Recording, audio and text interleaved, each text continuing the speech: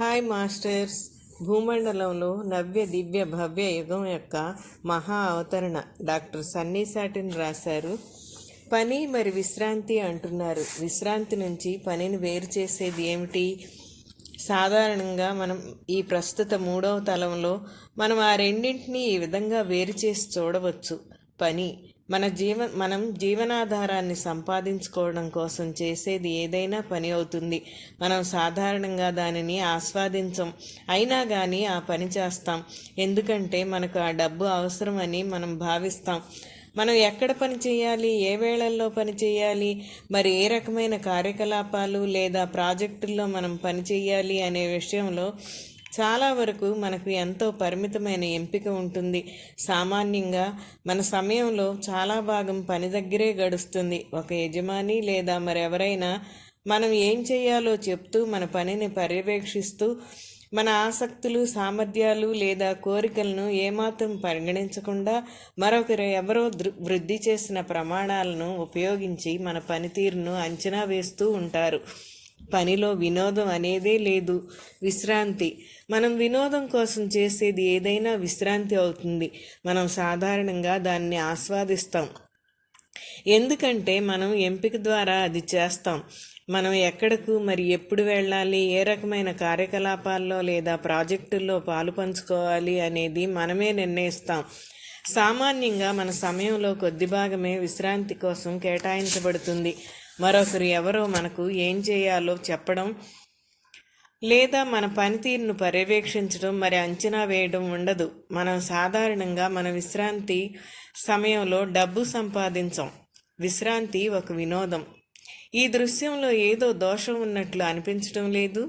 మన సమయంలో చాలా భాగాన్ని మనం వినోదాన్ని కలిగించని దానిలో గడిపేస్తాం, మరి కేవలం అతి కొద్ది సమయాన్ని వినోదం కోసం కేటాయిస్తాం. జీవితంలో ఇంత తక్కువ వినోదం ఎందుకు ఉంది?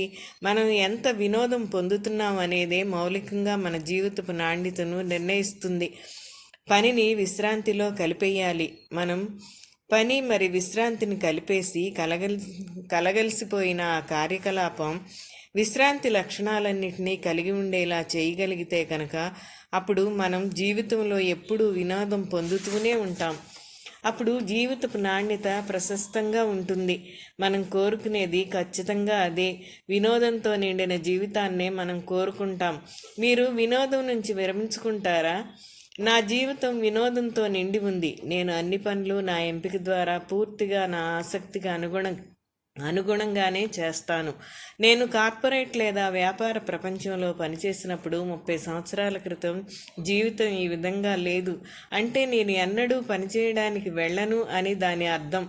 నేను నిరంతరంగా విశ్రాంతి సమయాన్నే గడుపుతున్నాను.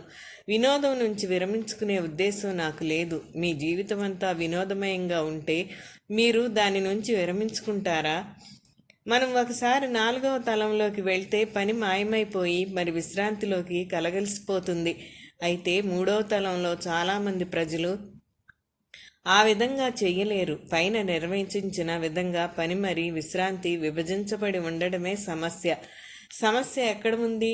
మన ప్రపంచంలో ఉన్న ధ్రువానువృత్తి వలన ఈ సమస్య ఉత్పన్నమైంది.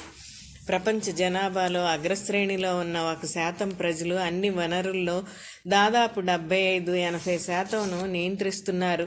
మిగిలిన 99% ప్రజలు ఇక అగ్రస్థాయిలో ఉన్న 1% కోసం పనిచేసేలా నిర్బంధించబడుతున్నారు.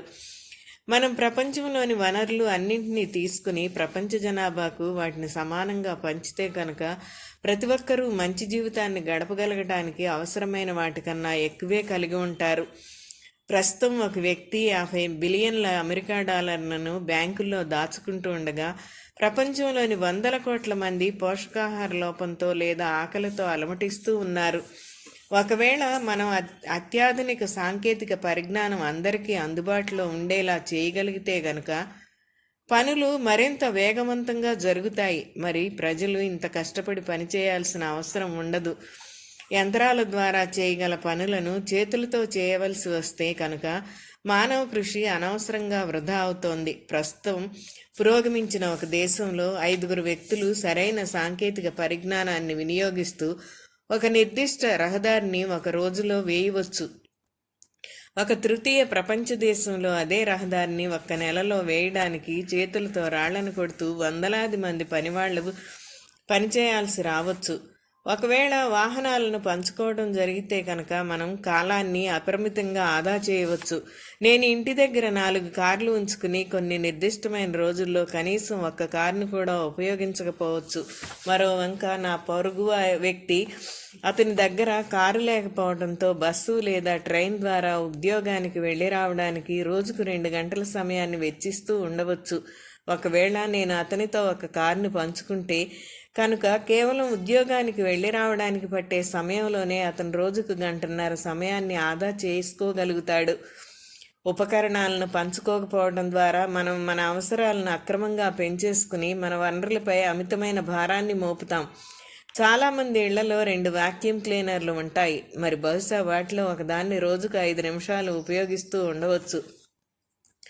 ఒకవేళ అవే వాక్యూమ్ క్లీనర్లను రోజుకు 12 గంటల పాటు ఉపయోగించగలిగితే కనుక మనం వాటితో దాదాపు 300 ఇళ్లను శుభ్రం చేయవచ్చు. ప్రతి 300 వాక్యూమ్ క్లీనర్లను ఒకదానితో భర్తీ చేయవచ్చు. మీరు ఒకదాని బదులు 300 వాక్యూమ్ క్లీనర్లను కొనాల్సి వస్తే కనుక సహజంగానే మీరు అంత ఎక్కువ కష్టపడి పనిచేయాల్సి వస్తుంది.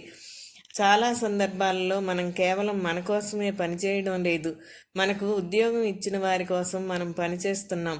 మన పని ద్వారా తాను ఎక్కువ డబ్బు సంపాదించగలిగే విధంగా మనం ఎక్కువ గంటలు పనిచేయాలని యజమాని కోరుకుంటాడు. ప్రత్యేకించి ఒక నిర్దిష్ట మొత్తాన్ని జీతంగా అందుకునే వ్యక్తుల విషయంలో జరిగేది ఏమిటంటే వాళ్ళు అదనంగా పనిచేసే ప్రతి గంట సమయము వాళ్ళు తమ కోసం కాకుండా కేవలం యజమాని కోసమే పనిచేస్తున్నారు. మరోసారి మనం ఈ స్థితిలో ఎందుకు ఉన్నాం అనే దాని గురించి ఎంతైనా చెప్పుకుంటూనే ఉండవచ్చు. కానీ మీరు ఈ పుస్తకాన్ని చదువుతున్నది అందుకోసం కాదు. కాబట్టి నూతన ప్రపంచంలో ఆ పరిస్థితి ఎలా ఉంటుందో తెలుసుకోవడానికి మనం ముందుకు సాగుదాం. ఓకే మాస్టర్స్, మళ్ళీ మరో ఆడియో ద్వారా మీ ముందుంటాను. Thank you.